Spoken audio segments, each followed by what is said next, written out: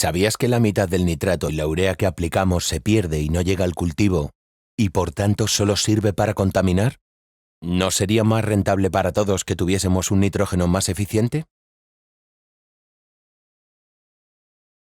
Pues bueno, cuando hablamos de nitrógeno, al final tenemos que tener tener en cuenta dos grandes conceptos, ¿vale? El primero es que el nitrógeno pues, es posiblemente el elemento más móvil que existe en el suelo.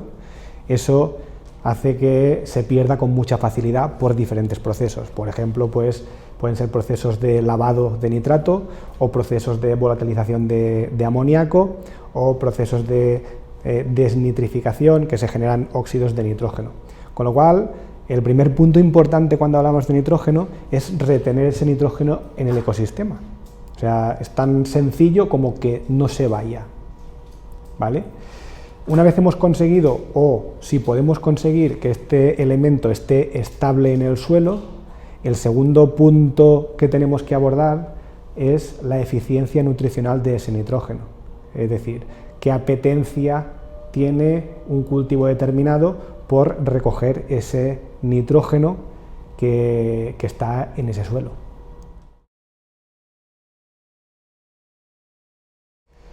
Vale, si nos centramos en el primer punto, que es en cómo retener ese nitrógeno en el suelo, tenemos que abordarlo desde muchos puntos de vista, ¿vale? Al final hay muchos fertilizantes diferentes que contienen nitrógeno y ese nitrógeno puede ser diferente. Tenemos fertilizantes, por ejemplo, con nitrógeno orgánico, tenemos fertilizantes con nitrógeno amoniacal, tenemos fertilizantes con nitrógeno ureico y tenemos fertilizantes con nitrógeno nítrico, ¿vale? Cada uno de estos fertilizantes hay que tratarlo de una manera concreta para que sea lo más estable posible en el suelo. Por ejemplo, el nitrógeno ureico es un nitrógeno que cuando tú lo aplicas en el suelo se transforma rápidamente, estamos hablando 24, 48, 72 horas, en nitrógeno amoniacal. Esto, si sucede en la parte superficial del suelo, va acompañado de un incremento de pH y se puede perder casi hasta el 40% del nitrógeno que tú has aplicado en emisiones de amoníaco. Con lo cual eso significa que pues, el agricultor que se ha gastado X dinero en aplicar ese nitrógeno tiene que saber que no solo está contaminando, sino que el 40% de lo que ha pagado ya no está en el suelo, sino que está en el aire, ¿vale? Para intentar corregir o actuar sobre esta característica concreta tenemos diferentes opciones. Por ejemplo, hay opciones de manejo. Nosotros podemos coger y aplicar un riego después de aplicar la urea. ¿Qué conseguimos con eso? Conseguimos que esa urea que está superficial se vaya para abajo.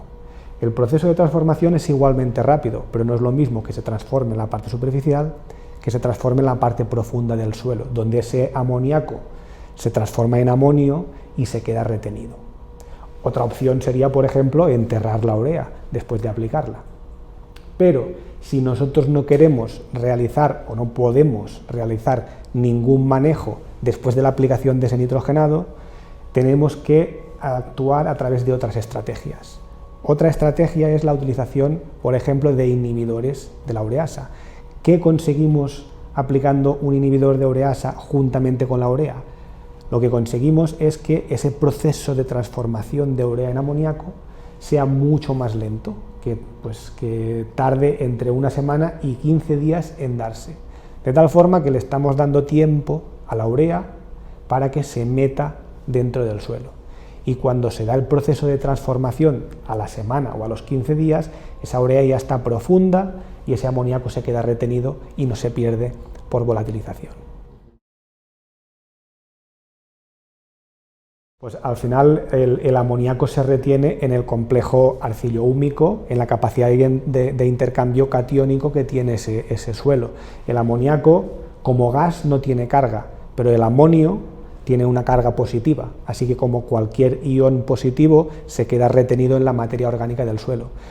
Si ese amonio está muy concentrado en un sitio pequeño, esa zona del suelo no tiene capacidad suficiente para retener todo ese amonio. En cambio, si ese amonio está distribuido por el suelo, esa capacidad de intercambio catiónico del suelo sí tiene capacidad para retener ese amonio. Por eso es imprescindible que ese proceso de transformación de la urea en amoníaco se dé en profundidad, para que haya mucha cantidad de suelo y mucha capacidad de retener ese amoníaco y que no lo perdamos por volatilización.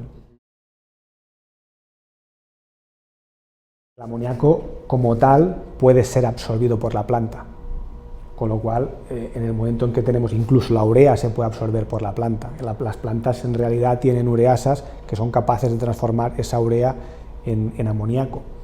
Pero es cierto que pues, de todos los nitrógenos que tenemos, pues hay cultivos que tienen más apetencia por uno o por otro.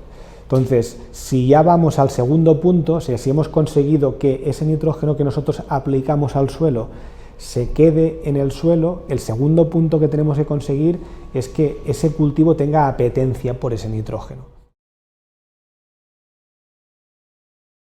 Entonces, esto se puede conseguir pues, de diferentes maneras. Se puede conseguir, por ejemplo, con compensación nutricional. Sabemos que el nitrógeno, cuando se acompaña de otros nutrientes, como pueden ser el azufre, como pueden ser el cobre, como pueden ser el hierro, es mucho más eficiente. O también se puede hacer utilizando bioestimulantes genéricos o bioestimulantes incluso específicos de nitrógeno, para que la misma cantidad de nitrógeno sea absorbida más eficientemente por el cultivo al que lo estamos dirigiendo. Vale, la tecnología de inhibición de la ureasa lo que hace es, son pequeñas moléculas que van a las tijeras del suelo. En el suelo los microorganismos generan las ureasas. Las ureasas son enzimas que son como tijeras microscópicas que lo que hacen es cortar una urea en dos amoníacos. ¿Vale? Los inhibidores de ureasa lo que hacen es pegarse a esas tijeras e impedir que esas tijeras corten el amoníaco. ¿Vale? Claro, la vida media de las sustancias que ponemos y teniendo en cuenta que los microorganismos generan ureasas permanentemente, hacen que la utilización de un inhibidor tenga un efecto limitado en el tiempo, no dura eternamente. Pero con que dure esos 7-10 días para dar tiempo a la urea para entrar profundamente en el suelo es suficiente.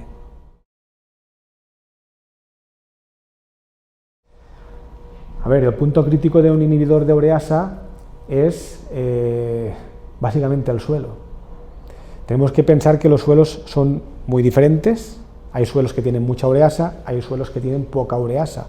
Generalmente los suelos donde se acostumbra a aplicar urea como fertilizante son suelos que son ricos en ureasa. Esos suelos muy probablemente habrá que poner, pues, o serán menos sensibles a la aplicación de inhibidores y el tipo de producto per se funcionará, no es que funcione peor, pero la vida media será más corta. En suelos más vírgenes de aplicación de urea, pues muy probablemente estas sustancias funcionen mucho mejor. Pero tenemos que tener en cuenta que el suelo es una cosa viva y que hay suelos donde un inhibidor puede tener un impacto muy grande y otros suelos donde el impacto es más reducido. Pero igual sucede si no utilizamos ningún tipo de tecnología. Nosotros podemos aplicar urea en un suelo y que la velocidad de transformación sea 24 horas y podemos aplicar urea en otro suelo y que en vez de 24 horas sean 72-96. Todo depende de pues, qué microbiología tenemos en el suelo, qué temperatura, qué humedad, o sea...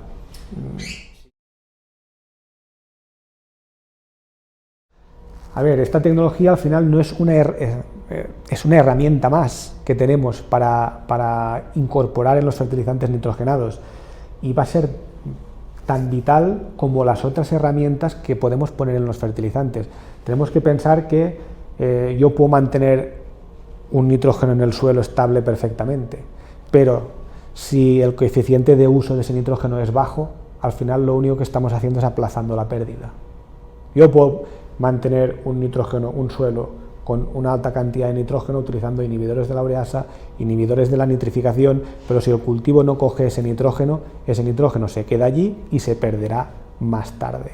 Con lo cual, los inhibidores de la ureasa son una de las herramientas que tenemos o debemos utilizar junto con la urea si ésta se va a aplicar de forma genérica sin ningún tipo de manejo posterior para evitar que se pierda ese nitrógeno. De la misma forma que si queremos evitar la pérdida del nitrógeno por lavado de nitrato, también tenemos diferentes opciones. Por ejemplo, pues utilizar inhibidores de la nitrificación o utilizar bioestimulantes para que el nitrógeno esté la mínima cantidad de tiempo posible en el suelo, ¿vale? Pero el nitrógeno es tan complejo que ir con solo una herramienta no te asegura el éxito. Podemos ir con herramientas de estabilización y a priori parece que no vamos a perder nitrógeno, pero si no van acompañadas de una absorción correcta de nitrógeno, ese nitrógeno se va a perder después. O podemos poner solo bioestimulación o solo compensación nutricional con azufre, con micronutrientes, de tal forma que el nitrógeno se absorba muy eficientemente, pero si no está protegido, parte del nitrógeno se perderá rápidamente.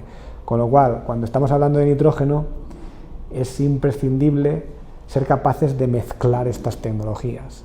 Tecnologías de estabilización de nitrógeno y tecnologías de incremento de la eficiencia del nitrógeno que ya tenemos.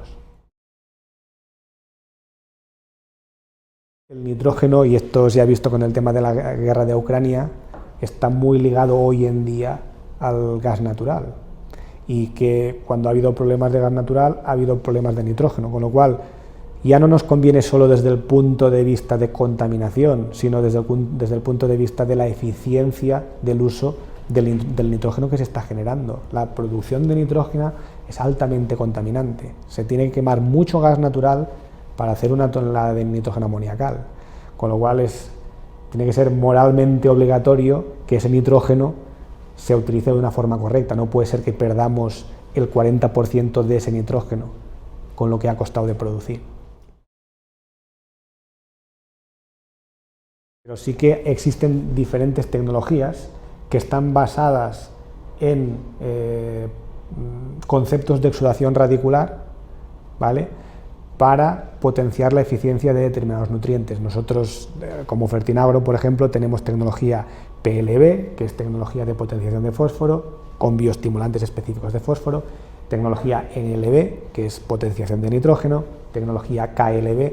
¿De dónde sale esa tecnología? Esa tecnología sale de tener cultivos en hidropónico, generarles una carencia y ver cómo esos cultivos modifican su exudación radicular, ¿vale? O sea, esas plantas que emiten sustancias al suelo, ¿cómo le dicen al suelo que tienen carencia de un nutriente?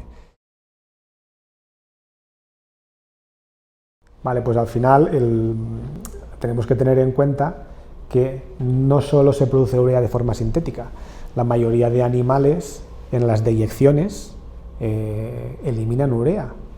A través de las heces se elimina nitrógeno orgánico, pero a través de los orines se elimina nitrógeno ureico.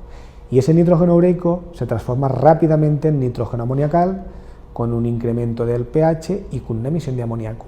Y ese es el problema actual que existe de emisiones de amoníaco asociados a la producción animal, ¿vale? Con lo cual es exactamente el mismo problema que sucede con los fertilizantes ureicos. El problema es la rápida transformación de esa urea biológica, ecológica, en amoníaco, subida de pH y emisión de este. La respuesta es Superbia Azón, de Fertinagro, un bioestimulante tecnológico de alto rendimiento que activa la fijación de nitrógeno y ha sido certificado por su gran eficacia en la Unión Europea. Con Superbia Azón conseguimos mejores cosechas reduciendo el gasto de fertilizantes nitrogenados. Por ejemplo, 1 kilo de Superbia Azón sustituye 110 kilos de nitrato o 65 kilos de urea. No existe competencia en el mercado. Con Superbia Azón producirás más y mejores cosechas con menos gasto en abonos nitrogenados, incluso en agricultura ecológica. Entonces, cuando nosotros empezamos a desarrollar este tipo de tecnologías, ya pensamos no solo para ser utilizadas en urea sintética, sino que pudieran ser también utilizadas en la producción animal. En realidad tenemos diferentes proyectos que se están desarrollando donde se está aplicando este tipo de tecnología, el inhibidor de la ureasa, dentro de la propia explotación porcina, con reducción de las emisiones superiores al 90%. Con lo cual, esos purines que están tratados con esta tecnología son purines que no tienen o apenas tienen nitrógeno amoniacal, lo que tienen es nitrógeno ureico. O sea, unos purines que cuando vayan a ser utilizados como fertilizantes tendrán más nitrógeno porque no habrán tenido la pérdida y además tienen ya el inhibidor de la ureasa incorporado para que cuando se dé la transformación de esta urea en el suelo no tengamos problemas de emisión.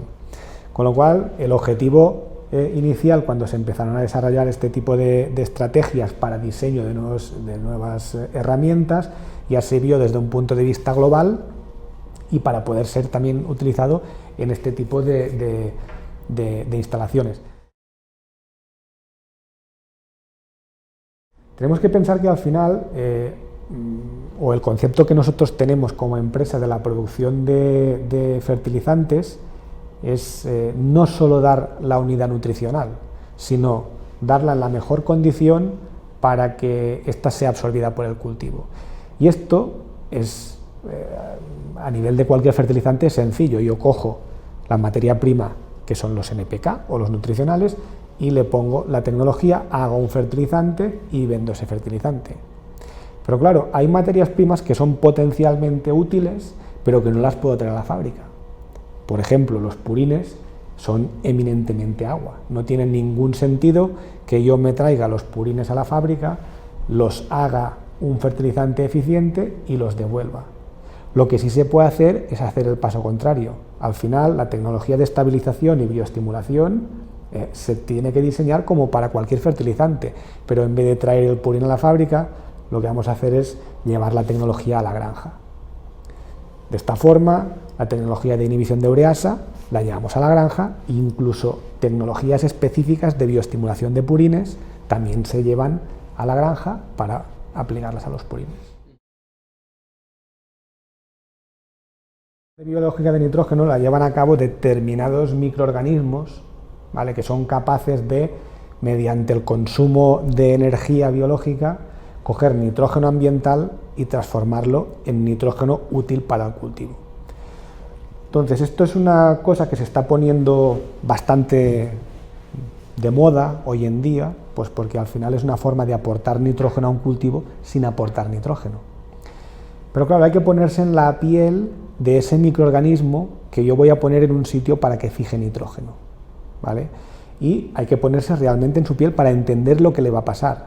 Lo que le va a pasar es que tú vas a coger ese microorganismo y ya sea en un suelo o en una hoja, lo vas a soltar allá y allí se va a encontrar pues infinidad de situaciones. Se va a encontrar otros microorganismos que van a competir con él o se va a encontrar determinadas situaciones que le pueden ser tóxicas, con lo cual tan importante como tener un microorganismo que tiene capacidad de fijar nitrógeno es ayudarle a que se acomode al ecosistema donde va dirigido. Con lo cual es importante que cuando nosotros soltemos o liberemos a un microorganismo que queremos que llegue a un sitio, le demos una mochila con lo necesario para aguantar un tiempo. Entonces, estos microorganismos no viven del aire. Estos microorganismos se relacionan con la planta los alimenta y ellos lo que hacen es fijar nitrógeno y devolverle la ayuda en forma de nitrógeno.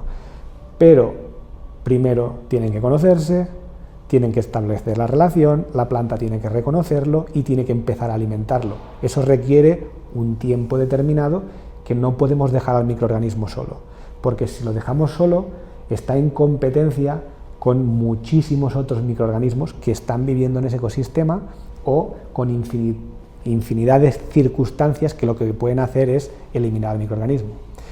Y esto es, por ejemplo, una cosa muy típica que sucede con productos en base a microorganismos. El comentario típico es de yo he aplicado esto aquí y ha funcionado espectacular y 2 parcelas más para allá he aplicado lo mismo y no se ha visto nada, ¿vale? Pero claro, tenemos que ser conscientes de lo que estamos haciendo. Estamos soltando un bicho vivo en un ecosistema complejo. Tenemos que pensar si se adapta, si no se adapta, qué competencia tiene. Habrá sitios donde tendrá éxito y habrá sitios donde a lo mejor no. tenemos que ser capaces de dotar a estos microorganismos que nosotros vamos a poner a disposición del cultivo de las herramientas suficientes para que sobrevivan y establezcan esta relación con el cultivo. Este es el punto diferencial de una tecnología no solo de microorganismos fijadores de nitrógeno, sino que lleva todo lo necesario para que ese microorganismo pueda llegar al cultivo, establecerse y establecer esa relación simbiótica con la planta. Con lo cual, cuando vemos el nitrógeno que podemos sustituir con esta tecnología, siempre tenemos que pensar en a qué cultivo va dirigido y cuál es la intensidad productiva de ese cultivo. Como más intensidad productiva tiene un cultivo, más nitrógeno podemos sustituir en forma de azón, o cualquier tecnología tipo azón de fijación de nitrógeno.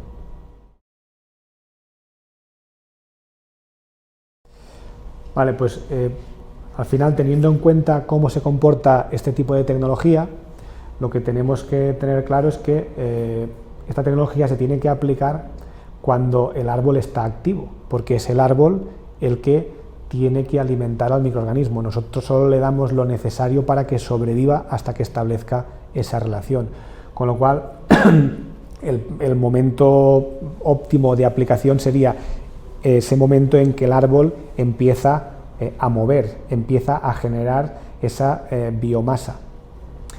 Es cierto que como más avance el cultivo, más necesidad va a tener ese cultivo, pues se puede aplicar incluso pues una segunda aplicación. Con esas dos aplicaciones debería ser suficiente para tener la máxima operatividad de este tipo de tecnología. Vale, a ver, los productos con microorganismos se pueden aplicar tanto foliar como radicular. ¿Qué hemos visto? Hemos visto que si tú lo aplicas foliarmente, también tiene un impacto radicular, ¿vale? Pero la vía de aplicación de estos productos puede ser tanto foliar como radicular. No hay, lo que pasa es que las formulaciones para aplicación foliar muy probablemente sean diferentes de las formulaciones de aplicación radicular, puesto que esto es como cualquier medicina. O sea, si tiene que ser absorción estomacal, viene en una formulación. Si tiene que ser absorción a través de la piel, la formulación es diferente, aunque el principio activo sea el mismo. Pues lo mismo sucede con este tipo de tecnologías. Se pueden aplicar radicular, se puede aplicar foliar, pero cada formulación tiene sus cosas para que se absorba bien foliarmente o para que se fije bien radicularmente. Tenemos que pensar que el ciclo es muy largo.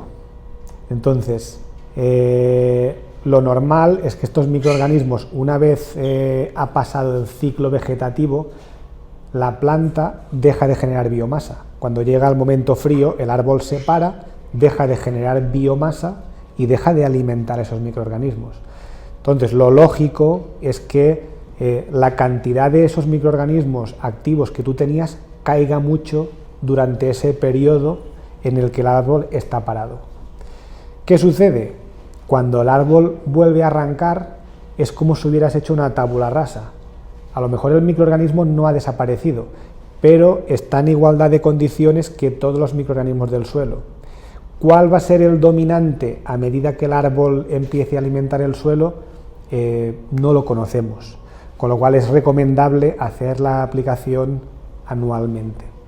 O sea, no es que el microorganismo desaparezca, simplemente es que una vez ha pasado el ciclo vegetativo y el árbol deja de alimentar a los microorganismos, la cantidad microbiológica o la actividad microbiológica del suelo cae mucho, muchos microorganismos se mueren y quedan poquitos microorganismos.